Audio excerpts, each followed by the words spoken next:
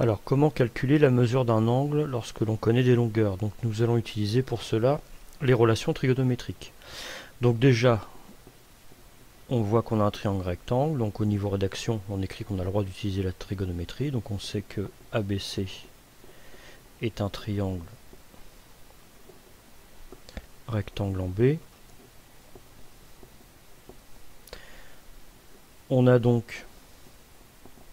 Alors, par rapport à l'angle que l'on cherche, on connaît le côté opposé et on connaît la longueur de l'hypoténuse. Donc on va utiliser le sinus. Donc on peut écrire que le sinus de l'angle ACB est égal à la longueur du côté opposé divisé par la longueur de l'hypoténuse.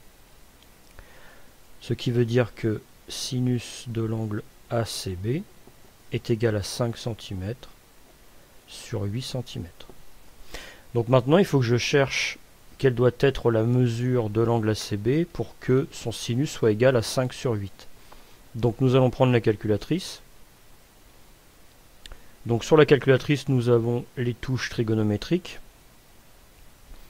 Sauf que nous, ce que l'on cherche, ce n'est pas utiliser le sinus, mais retrouver l'angle dont on connaît le sinus. Donc on va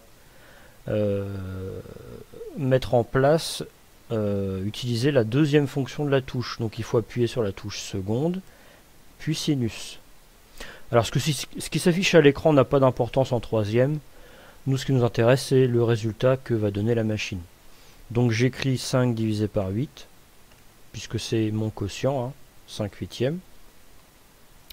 Et la machine va me donner l'angle.